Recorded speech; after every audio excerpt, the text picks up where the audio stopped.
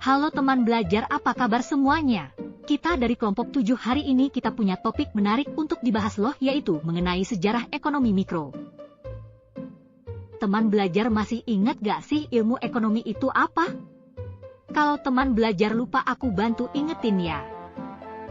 Jadi pada dasarnya ilmu ekonomi ini mempelajari tentang manusia yang senantiasa berupaya untuk memuaskan kebutuhannya yang sangat banyak dan beragam.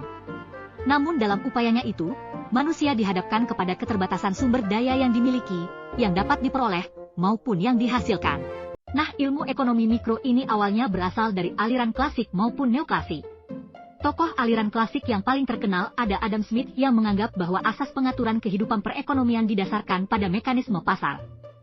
Lalu ada Say yang terkenal dengan karyanya yaitu hukum Say's Law, yaitu supply creates its own demand. Lalu ada Say yang terkenal dengan karyanya yaitu hukum Say's Law, yaitu supply creates its own demand. Tiap penawaran akan menciptakan permintaannya sendiri. Adapun Ricardo dengan salah satu teorinya distribusi pendapatan.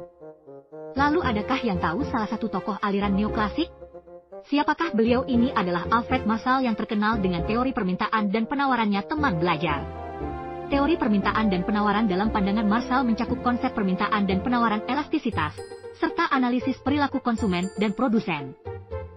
Ketika membahas determinan atau faktor yang mempengaruhi permintaan, kita telah mengetahui bahwa biasanya seorang pembeli akan meminta lebih banyak barang ketika harga turun atau sebaliknya sesuai dengan hukum permintaan. Elastisitas permintaan dibagi menjadi beberapa jenis, yaitu sebagai berikut: permintaan inelastis sempurna, N0, permintaan inelastis, 0, N1, permintaan elastis uniter, N1, permintaan elastis, 1N, permintaan elastis sempurna, N. Selanjutnya ada teori konsumsi. Apa itu teori perilaku konsumsi? Teori perilaku konsumsi mempelajari bagaimana konsumen memanfaatkan sumber daya, uang, dalam rangka memenuhi kebutuhan, keinginan dalam mengkonsumsi suatu produk.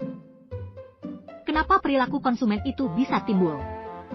Karena adanya keterbatasan dari segi pendapatan dan keinginan untuk mengkonsumsi barang sebanyak-banyaknya. Oleh karena itu, terdapat dua pendekatan perilaku konsumen loh. Apa tuh?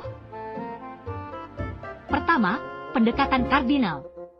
Pendekatan kardinal adalah kepuasan konsumen yang dapat diukur menggunakan satuan uang, util. Terkenal dengan hukum Gosen 1 dan 2. Kedua, pendekatan ordinal. Pendekatan ordinal adalah kepuasaan konsumen yang tidak dapat diukur. Perlu teman-teman ketahui bahwa di pendekatan ordinal terdapat kurva indifference curve, dan garis anggaran, budget line. Kurva indifferent menganalisis tingkat kepuasaan masing-masing individu dengan mengonsumsi dua jenis barang. Garis anggaran adalah kombinasi dua macam barang berbeda yang dibeli oleh konsumen dengan pendapatan yang terbatas. Dari uraian sebelumnya, apakah ada teori konsumsi dan kenyataan ekonomi yang sudah tidak relevan dalam kehidupan kita saat ini?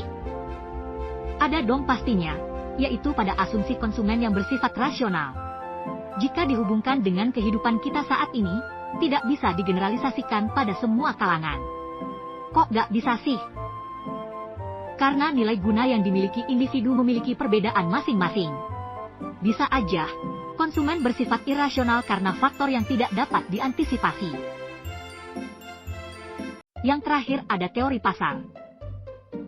Konsep teori pasar didasarkan pada prinsip penawaran dan permintaan yang menentukan harga dan jumlah barang, jasa di suatu pasar. Pasar mempertemukan pembeli dan penjual untuk saling bertukar barang dan jasa. Teori ini telah diterapkan pada berbagai bidang, yaitu mikroekonomi, makroekonomi, organisasi industri, dan keuangan. Selanjutnya untuk kelemahan teori pasar dan cara mengatasinya. Konsep teori pasar didasarkan pada asumsi pasar yang sempurna, di mana tidak ada kekuatan pasar yang dapat mempengaruhi harga. Solusinya adalah memperluas analisis pasar dengan meneliti faktor-faktor non-ekonomi yang dapat mempengaruhi pasar, mengembangkan perilaku ekonomi yang lebih realistis atau rasional. Untuk solusinya adalah memperluas analisis pasar dengan meneliti faktor-faktor non-ekonomi yang dapat mempengaruhi pasar, mengembangkan perilaku ekonomi yang lebih realistis atau rasional. Lalu, apakah ada pemikiran teori pasar yang relevan dengan kenyataan ekonomi? Ada dong, yaitu teori ketidaksempurnaan pasar.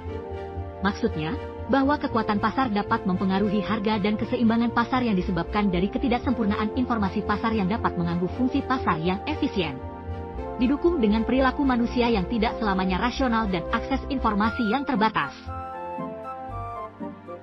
Di dalam teori pemikiran mikro terdapat kenyataan ekonomi baru yang belum dapat tempat teori ekonomi. Ada apa aja ya? Pertama, teori behavioral ekonomi yang dikemukakan oleh Richard Thaler yang mengemukakan bahwa manusia tidak selamanya rasional dalam mengambil keputusan.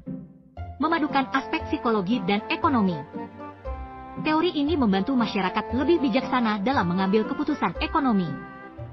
Misalnya, jika seseorang itu membagi-bagi uangnya dalam beberapa kategori seperti uang kuliah, jajan, transportasi, bayar kos, maka seseorang tersebut akan cenderung lebih disiplin dalam membelanjakan uangnya. Komite Nobel Ekonomi tahun 2017 menyebutkan bahwa Profesor Richard Thaler berjasa dalam mengkombinasikan asumsi psikologi yang realistis dalam analisis pengambilan keputusan ekonomi. Terima kasih teman belajar telah menyimak video kelompok kami. Saya harap kalian semua dapat memahami apapun yang telah saya katakan. Semoga hari kalian menyenangkan. Sampai jumpa.